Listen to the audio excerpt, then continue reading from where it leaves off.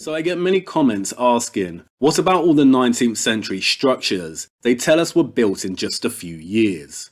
What about countries like Australia that had lower population numbers? I started volume 1 of LHFE with the premise that electric power tools were not invented until 1895, and this meant that much of the architecture we see in the 19th century photographs was a great impossibility. But it's not correct. A year and a half later, I've done more research, both in archives and out and about, looking closely at these structures. It started with Liverpool Cathedral, but it didn't stop there. And what I will show you now should provide a lot of clarity as to what's going on with these structures that were put up very quickly in the 19th century. This is a 19th century pumping station. On the outside, it's a nice building, but on the inside, it's a powerhouse.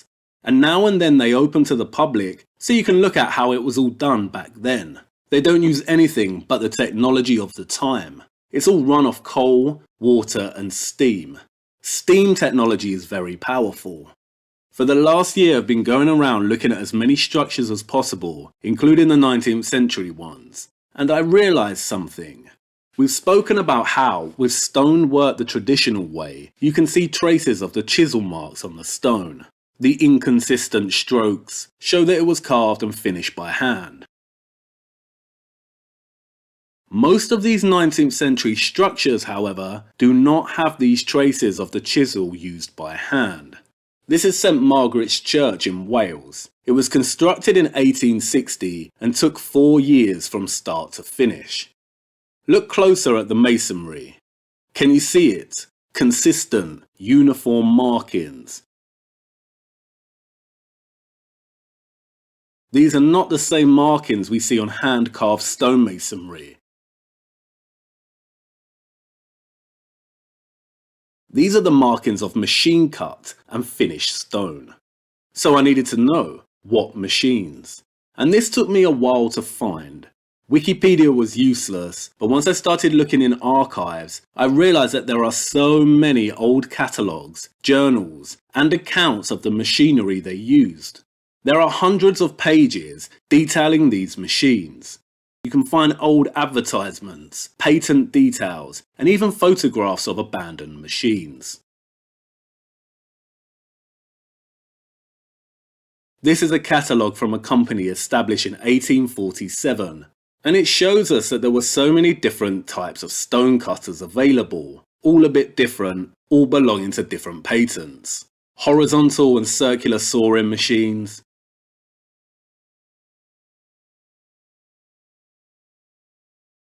marble and stone sawing frames, stone dressing machines,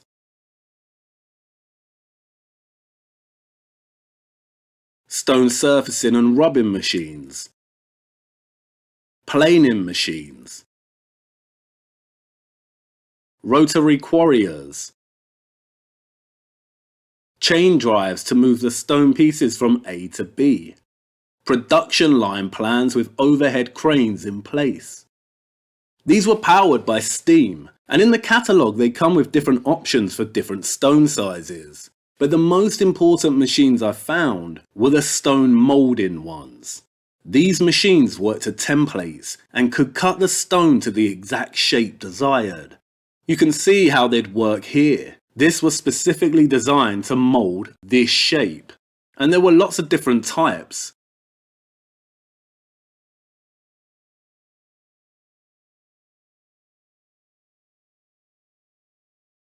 This is why there are no inconsistencies and little mistakes in the 19th century structures that were built in just a couple of years.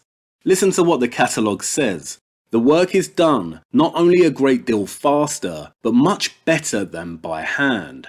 The lines are perfectly straight, the edges beautifully sharp, and if there are 100 pieces of one moulding to be worked, they will all be absolutely alike in section.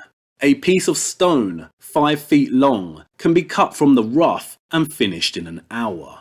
This is how they did it at such pace, and why so many structures like this went up during the 19th century.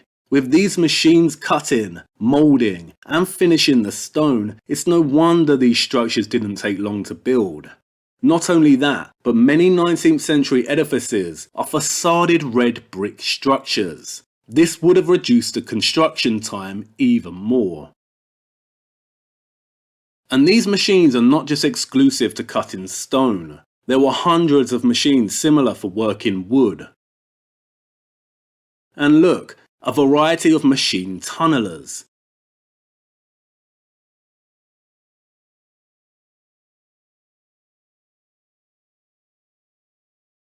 This is what these tunnelers were able to achieve. The Industrial Revolution went worldwide, so they also had machines in Australia. They used them when constructing the General Post Office in Sydney. Look, rotating machines for polishing granite. The construction of this building, as I have learned, is not an impossibility. It's a machine-cut facade over metal framing.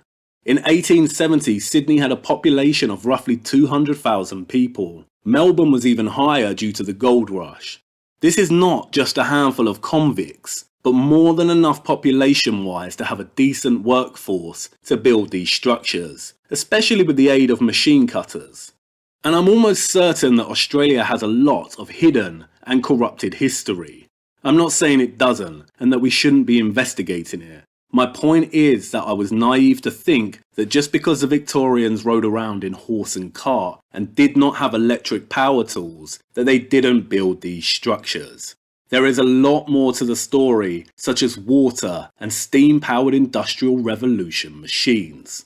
And also, when I really think about it, it makes no sense.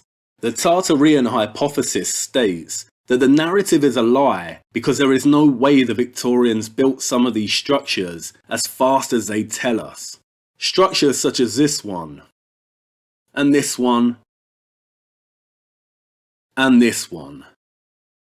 But if they went to such an effort to stage and fake so many old photographs, like the hypothesis also claims, would it not just be easier to tell us that these buildings took longer to construct? Why would they lie about the photographs, but then give us the real construction time frame for these buildings?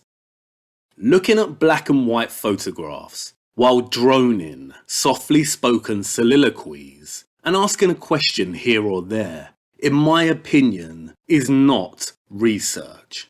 It's speculation. And formulating a hypothesis from speculation without proper research means there is a risk of arguing from incredulity. And I know because I've done it. I don't think these structures were impossible for the Victorians anymore. It's all in the archives, and the stone itself is not lying. And it took me a long time to find these documents. It's not like the details about stone cutting machines are shoved down our throats. They've fallen into obscurity. But this information does exist, and these documents corroborate with what I'm seeing with the stone itself. They didn't have electric power tools, but powerful Industrial Revolution machines, running on water or steam, that meant they could build these structures in just a couple of years. And that's good, because for me it's another mystery solved, and I can focus on looking into other areas of hidden history and stop wasting my time. Oh, and by the way, I also underestimated horsepower. Horses can pull very heavy loads, as I've come to learn, and some communities actually used to use horses to move home. And funnily enough, they still do it today. I have a lot more short videos like this to come, both on this topic and others, so keep an eye out. But I will also be putting something out explaining how debunking the Tartaria hypothesis is actually helping me work out where potential historical fabrication has occurred. Keep safe and well, and have a good day.